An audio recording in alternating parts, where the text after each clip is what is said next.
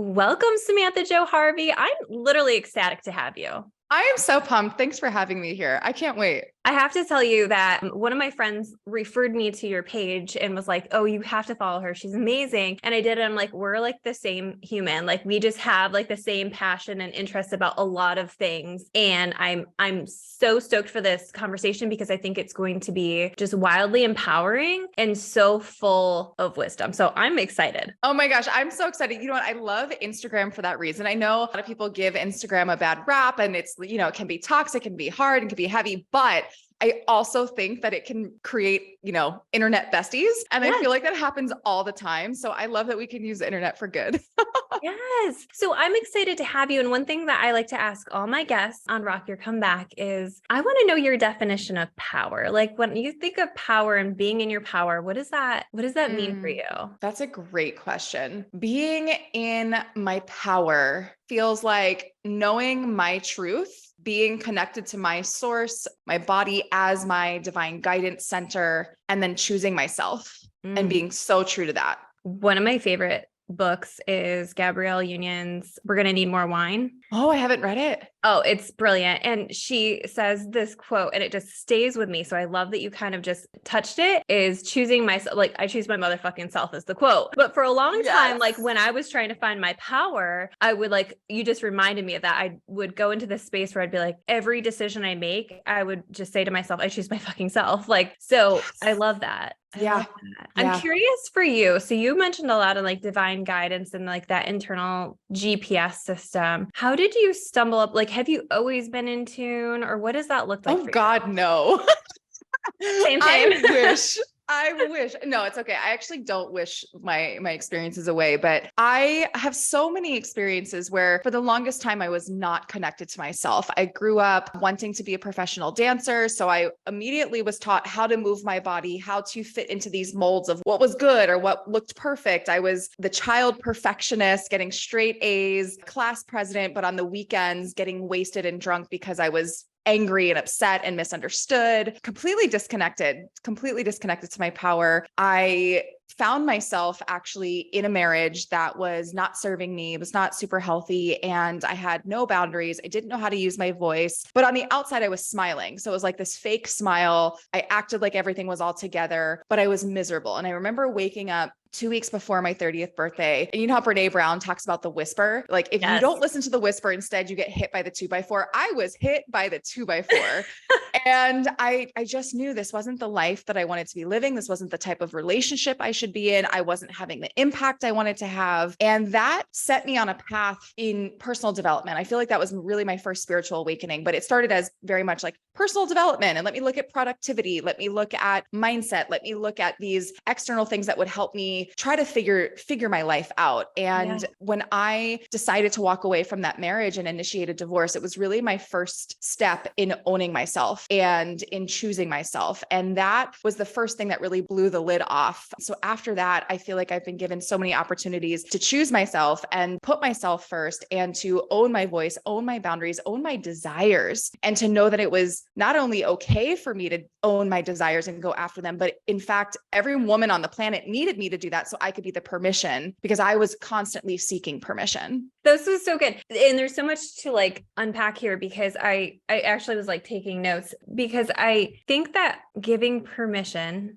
is a massive thing that we consider. Because as kids, we ask for permission, and especially as like perfectionistic kids, we're looking to somebody else to tell us how to do it, what to do, where to do it. And the crazy thing about perfectionistic kids is they get swept under the societal rug because they're doing all the right things. So when they're hurting, when they're having a hard time, when they're depressed, it looks good on paper. So why would we need to bother them? They're not disrupting class. They're not dropping their grades. And so a lot of people that I find come to me to work with are people who were perfectionists, were good kids, but are now kind of trapped in this life that they don't recognize as true to them. And I love that you were talking about like owning your desires. And I think it's hard when you are so used to falling in line to even hear your desires? Like, how did you begin the process of hearing what it is your soul really wanted? It's interesting because I think back to being a kid and I remember all of the perfectionist things, but also there was always a rebellious streak. Like I wanted to wear crazy Jinko jeans. I don't know if you remember them or how old you are. Oh, they're amazing. Yeah. Yeah. And like, I wanted to wear a crop top and I felt like really cool. And I wanted to be a skater kid and I was a tomboy, but then I loved like crazy makeup. And so that was my one little piece of wanting to express myself. And I think that was the connection. Desire and self-expression were really connected to me. And that was the one piece that I did play with where I didn't fit the mold, quote unquote. But as I got older, I really didn't know. I didn't know how to do that. I was in a career where I was a professional dancer where you were told literally where your eyeballs had to be in choreography. You were told what weight range you had to be. You were told that you couldn't have days off. I worked insane hours. And so I don't think I even knew how to do that, how to find my desire until I really started doing this work. And I really believe just simply dropping in and creating time for yourself is so important. And I'm not saying like a giant morning routine where first you journal and then you say affirmations and then you move your body. Like I loved that framework when I was starting to get into it. But I think that a lot of those morning books are written by men and they don't really honor that women's hormones fluctuate, that our emotions fluctuate, that every day is not going to be the same. Men have that same 24-hour circadian rhythm with their hormones as well. So their testosterone's always the same in the morning. They always want sex in the morning. They're really good at workouts in the morning. But women, we flow so much with the seasons, with our own personal cycles, that being able to tap in and just create space. I literally had a client yesterday who's like, Sam, I think I'm in breakdown. What do I do? And I'm like, girl, you know what to do, but let me support you. And so what we had her do was simply light a candle and just like sit on the floor with her body and put one hand over her heart, one hand over her womb space, and just breathe and talk to her body. Like, body, what do you need? What am I asking for right now? And she then had the download of like, you know what? I need to journal. And then she journaled and she had the download of the next thing she got to do. And then the next thing she got to do. And she got her answers by actually slowing down the internal conversation of what I should be doing. So I always talk about the ego, the inner mean girl, the inner child. We give her a lot of different names, but that ego is going to go and go and go and go and make us, fall into the shame spiral, the guilt spiral, the procrastination spiral, the comparison spiral, whatever is your, go-to. But if we can pause that and just allow her to slow down a little bit and then drop from the head into the heart and into the body, that's where I think we can really find what we need. That's our connection to source. That's our connection to ourselves. And I think it's in our hearts and in our bodies where we can really find that desire and that higher knowing. Yes. Creating space is like such an underutilized thing. And I love that you said what we're all thinking, because sometimes I listen to really incredible men I respect a lot, but I'm just like, you don't have children to take care of, or you're not the primary caretaker in the relationship, even if you do have children. Or like, I have all of these things where like part of me is like, but you don't know that I'm PMSing and woke up yesterday feeling like I couldn't do anything because I was so insecure. Like and I know that will ride out 2 days from now and I'll be totally fine and back in my power. But it's a different thing to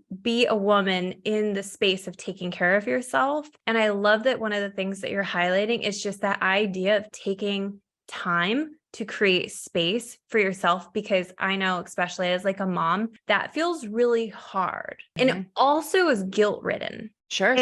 And so I love that you're talking about the difference, because I don't think that makes an excuse that you can't do it. I think it just makes it different in how you do it. So I love that you brought that up, because I'm totally in line with that thought, that line of thought. I feel like we have to be like more ninjas about it. Like we get to figure this out. One of my favorite practices that I've been doing lately, and I don't have children yet, so I'm trying to get all my tools in line so that when I do call in the babies that I'm ready, but I call it sacred silent car time. And you can do this when you're driving to the grocery store, when you're driving to pick up your kids from school. It's when you don't have anyone in the car, which I know is not often, even if it's 10 minutes, turn your phone on do not disturb, no phone calls, no text messages, not even any music. And that car becomes your sacred vessel of silence where you can actually hear yourself think. And you're not doing anything other than just being in the silence. And that's where I feel like you get downloads, you can process things, and just creating the intention that it is your sacred silent time makes it reverent. Like I think that a lot of times people think that we have to go to, the yoga studio, or we have to go do this retreat in order to find that sacred experience and to like create something within us. But really, we bring reverence to anything that we do. If we think about churches, synagogues, mosques, they're just buildings, but we create the reverence. So if we can create that reverence for this sacred building, let's do it in our cars and just say like, this is my sacred silent car time. And what I love about it is it allows the decompression. You're not being constantly inundated with noise and opinions and thoughts and all the things. So you can actually hear yourself think. It's so important because I think we're in an age where people are not turning off their phones. And so even when they're taking time to themselves, they're still somehow connected either via music or whatever. And like, we like to think of music as a tool, and I like love a binaural beat. I love music, but there's also that importance of being present, not with just your life, but with yourself and your soul energy. I'm wondering if you could speak to, for somebody who is like not up on intuitive lingo, what a download is, looks like, and feels like. Yeah. Like, how will someone know that they're in a download moment? Totally. Oh, that's such a good question. So I feel like it's that little like God whisper. It's that little like tap on your shoulder that's like, hey, this is the answer you've been looking for. And for me, when I experience a download, I feel like it's just this knowing that lands in my gut. It's like if you've been searching for the answer for something and you go for a walk and you're like, oh my gosh, you have the light bulb moment of the aha. That's what I feel like a download is. And sometimes it comes in, it just like whispers in your ear and you just feel a sense of knowing. You feel that sense of calm. Sometimes it hits you in your gut. Sometimes you actually do have that feeling of the aha moment. But I really feel like those are just little like soul whispers that are like, hey, this is the guidance. Hey, this is the way. Make a right turn here instead of going straight. And so again, I think this comes back to self-trust and trusting the information that comes in, feeling it. I always feel those things in my body. I like to talk about the difference between the head and the heart. And I think sometimes that's the biggest distance for a lot of us. In our heads, it's our ego, it's our monkey mind, it's our scared inner child, it's our inner mean girl. And the ego, its one job is to keep us safe, right? So it's going to keep us in our comfort zone. It's going to tell us, don't take the risk. Don't say I love you. Don't start the business. Don't write the book. Don't do the thing that you really feel like you should do because we want to keep you safe. Because outside of the comfort zone is unknown. And unknown, according to the ego, equals not safe. And if we think back to ancient times, when we were not safe, we were kicked out of the tribe, we were left to be eaten by saber-toothed tigers. So the ego doesn't know that there's no saber-toothed tigers anymore. The ego is like, oh, Instagram, you're going to get, hated on by mean people on Instagram, or your sister-in-law is going to judge you for that picture or whatever that is. So those are our saber-toothed tigers these days. So the ego's job is to keep us safe. And so the head is going to overthink. It's going to overanalyze. It's going to do these things to keep us in the box and keep us in the comfort zone, even if the comfort zone is not comfortable. So what I encourage people to do is to drop down into the heart. And I feel like the heart and the body, literally the heart space and your body, have wisdom that the brain and the ego forget. And so when we can be in the heart space, when we can be connected to our soul's highest calling, I really believe that we're souls having a human experience. Like we chose this meat sack, this body to move through this lifetime. And even if you don't believe that, it's totally cool. Like go with me for a second. So this soul knows what we're here to learn, whether we're here to move through scarcity or whether we're here to understand what it's like to open our hearts again, or we're here to learn what it's like to be seen or to own our power. The heart is going to pull you and nudge you to get you on your path, but the ego is going to war at it and you're like, no, stay in the box, stay in the box, stay in the box. So when we can drop down into our bodies and feel into what is it that I truly desire? Where do I really want to go? What do I really need? What is the next move? It's not about knowing the whole path, but it's just what's the next step? It doesn't even have to be the right step. It just needs to be a step in the direction that I want to go. And then I'll figure it out from there. I feel like that's when we really start making those shifts in our lives. So one quick tip and tool, I'm going on a tangent here, but one quick tip and tool, I used to teach a lot with journaling, and I still do a lot of journaling in my programs and with my clients. And what I love about journaling is that it requires both sides of the brain. One side of the brain is doing the mechanical act of holding the pen, making the letters and getting that out, while the other side is allowing the subconscious to come through. So I think journaling is an incredible tool to allow the subconscious thoughts to flow through the pen. And sometimes those of us that are over analyzers, overthinkers, overdoers, we still tend to come from our ego space and our head, and we can be a little bit mean up there. We can be a little angry. We can be a little shameful. And so what I do with my clients is we'll do that, but then we'll also put the pens down and we'll put one hand over the heart, one hand over the womb space. And then we'll allow the body to move, and we ask the body the same questions and then listen for the answer. And what I find is that when women start to connect with their bodies, that the answers are very different. So when we come from the ego space and from the head, it's a lot of I think, run-on sentences. Sometimes it's a little mean, it's a little bit harsher, and that's from that ego space versus coming from the body or really coming from the soul. It tends to be an answer in like a one word, a sentence. That's calmer, that's sweeter, that's more nourishing and nurturing. And so that's when we can start to distinguish what's my head and my ego and what's my heart and my soul and my higher self. And so being able to drop into that is really supportive. So if I bring it back to the sacred silent car time, if we bring it back to the downloads, a lot of times the downloads come in that one word, or that calm sentence of go here, write the book, say, I love you, leave the relationship, choose yourself. And that's where I really feel like we have the power to then decide, do I listen to that? And do I take the risk? Or do I get caught up in my overthinking? This is so good because I know a lot of people and my clients, me personally, everybody goes through this experience where there's this conflict of what we're feeling called to and what we're scared to do. And I love the idea of just letting both have a voice. And honoring both having a voice, because I think a lot of times with, the positive psych movement or whatever, we have this shoving down that. And I'm big on, I don't know, I want to say I'm big on like quote unquote shadow work, but I am big on getting it out of your body, the things that you're afraid of, like just writing it down, sitting with it, holding space for it, but then also coming back in. And just in terms of the sacred silent car time, like if you are a mom and you're hearing that and you're like, I don't have 5 seconds alone, I want you to consider when you drop your child off at daycare and you go back and sit in your car. When you go to pick them up and you go to sit in your car, after you put them to bed, if you want to take, 5 minutes, I bet they'll be okay for 5 minutes, and go sit in your car for 5 minutes. That's okay too. It's creating that space and time to sit with the conflict, sit with yourself, sit with no distraction, and allow your energy to settle in. Because the rate and the quickness at which you can feel more clear about your life, if you're willing to give permission to your truth, and if you're willing to sit with yourself,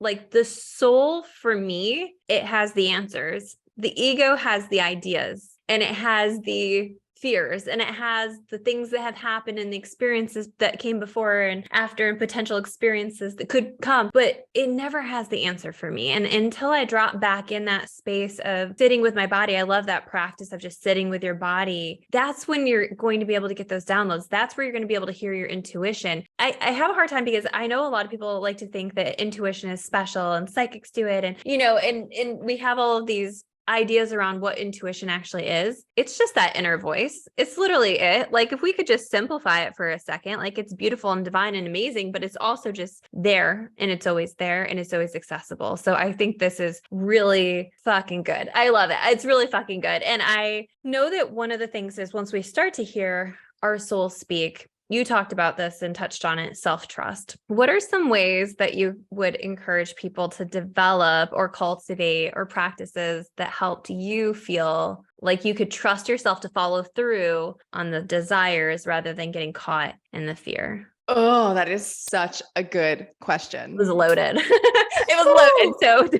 take what you feel called to answer.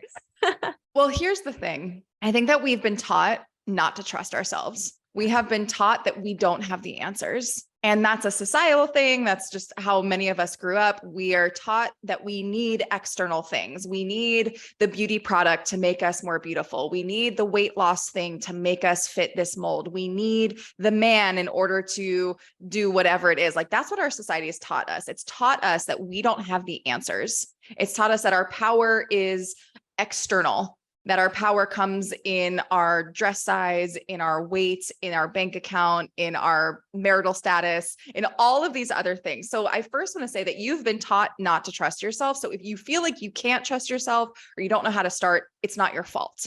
Like it is not your fault. That's where I want to start. And then once you've realized, okay, I am ready. Like, Sam, I want to start trusting myself. How do I do this? I really feel like we start small, and we start small by honoring our bodies. Before we ask for anything, before we ask for self-trust, I feel like we get to start honoring the body and honoring our truth and our knowingness. So a lot of times we forget how powerful we are. We forget that women are the only ones that are able to birth consciousness through their bodies. Like that's how powerful you are, whether you choose to or not, it doesn't matter. You have that ability. And so when we remember how powerful we are and we start to tap into, wow, like look at what my body's done. Look at all of the years it's took me through. Look at like how my legs have walked me through this 36 years on earth. Look at how I've done XYZ in my life. And we start to build that muscle of looking for the good and looking for what we have accomplished. It starts to build this level of, oh, wow, like I'm actually kind of powerful. And I like to look at what are the accomplishments that you have done and what can you celebrate in yourself? Not necessarily, I use accomplishments lightly, not necessarily the things that you've done. Like if you were valedictorian, cool. If you graduated from college, like cool. But no, I want to look at the things that you are proud of within yourself. I'm really proud of myself for making it through that really hard time. I'm really proud of myself for saying no when I actually meant no. I'm really proud of myself for walking away from the job or choosing this partner or staying in it even when things were tough. We want to look for these times and places where you are proud. And David Goggins writes about this in his book, and he's like really intense. I don't know if I really fully explain it with all the things, but one thing that I did like in his book was that he says when he's doing these crazy ultra marathons and he's starting to doubt himself, he opens his mental cookie jar and he takes out a cookie and he remembers a time that he overcame an obstacle. And so I think that this is a really great practice, listing out the things that you have done that you're proud of. I have my clients write letters to themselves about how proud of themselves they are. Like, dear self, I am proud of you for, and you go down the list of all of the things, the small things, the big things, the little things. And what that does is it starts to build that trust in yourself. Like, oh, wow, I've done this. Oh, wow, I've survived 100% of my worst days. If I've done that, I can do this. So that's like kind of looking at the past and saying, where can I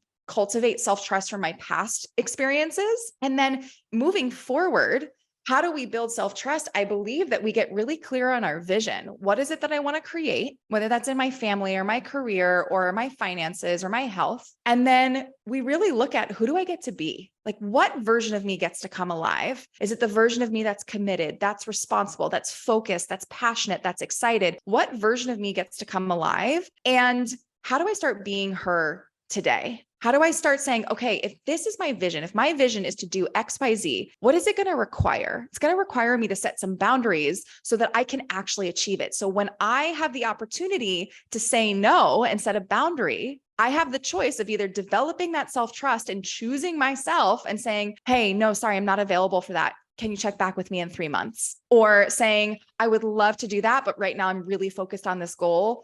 Thank you so much for thinking of me. So we set a boundary without apologizing for it, but just really owning it. And when we follow through on that, we build self-trust. So every time we keep a promise to ourselves, we build our self-worth and our self-trust. Every time we break a promise to ourselves, we actually hurt our self-worth and our self-trust. So I like to be really mindful too of the goals I'm setting, and my clients too. Like, is it really about like losing 20 pounds, or is it about you want to eat healthy because you want to feel good in your body? So when we start to work towards those goals, every time we make a promise to ourselves and we follow through, we build it. One of the things that you're saying that I absolutely love and preach on as well is that self-trust and confidence do not have to be big leaps and bounds from where you're at. And I love to make things silly and accessible. And I love the idea of just following through on one small thing for yourself, following through on one small part of it. It doesn't have to be that 20-pound mark. It can be that you had a really great breakfast that felt really good to your body, or it could be like you moved your body even though you weren't 100% and you took it easier than you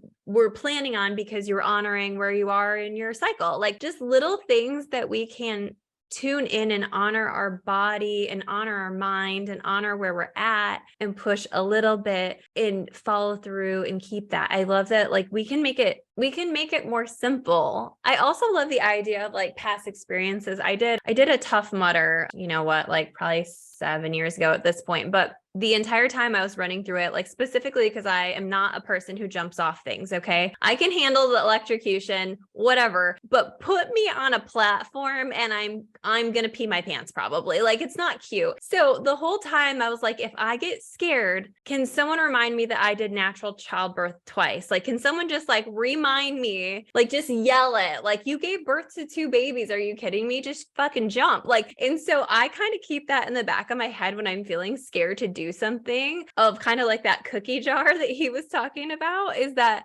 sometimes I have to be like, you've done way worse shit. I say this to my clients all the time, like, you've dealt with way worse shit. Are you kidding me? Like, why are you not just going for it? So having that to compare it to, because we can make things very, very big in our head and forget all the traction we've already done, you know?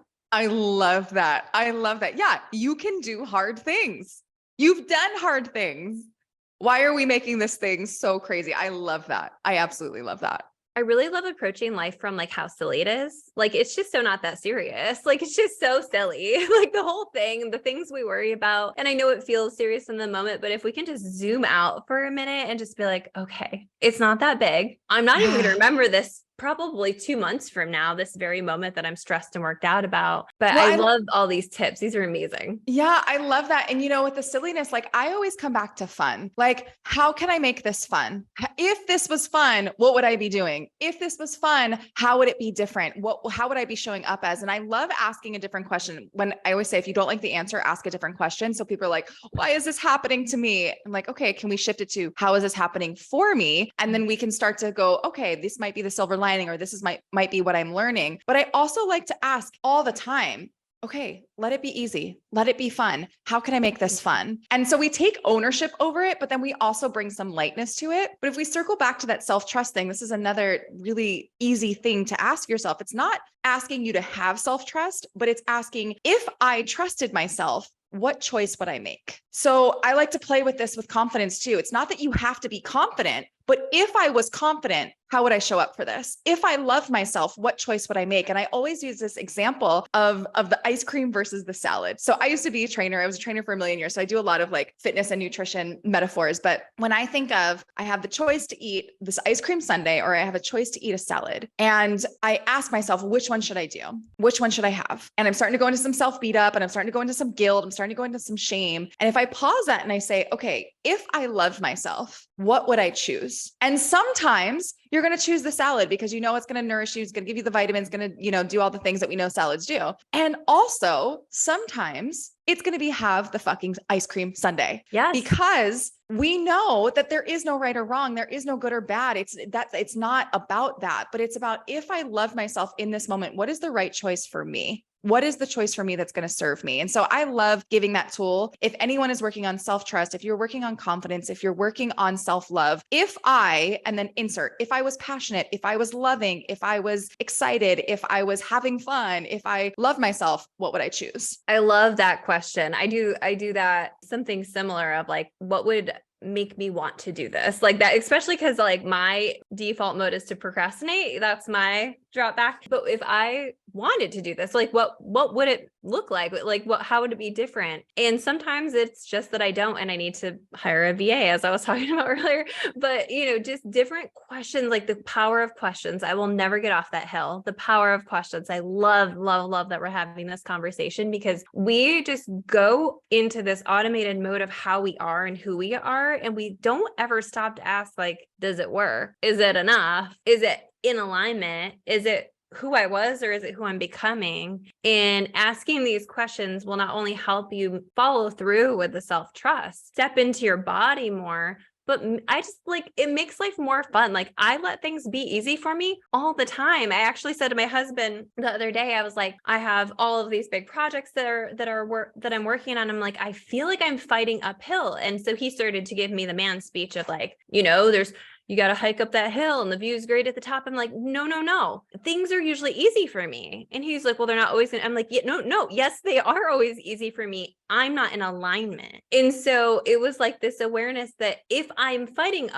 hill and things feel hard and not falling into alignment because I believe my life is easy, be in alignment with myself to let it be easy. And so that was like, okay, you need to take care of your energy. You need to get a good night's sleep tonight. You need to get a good workout in the morning. We're going to do some manifestation writing or journaling this morning. So I had to like really reprioritize what I was doing instead of giving into the story that it had to be hard. Yeah. And I'm all about story and interpretation. Like everything is neutral. That is what I believe. Everything is neutral. I had a divorce and that's what it was. It was literally a dissolution of the marriage. One set of interpretation is like, oh my gosh, Sam's starting over at 30. She's a failure. She, all of these horrible things that are really not effective for me. And then the other story is, wow, Sam left at 30. She's actually has space now to call in her partner. She is standing for herself. She's setting boundaries. She's owning her power. She's doing all these things. And yet the same thing happened. It was a divorce. It was a dissolution of a marriage. And so everything is interpretation. And when we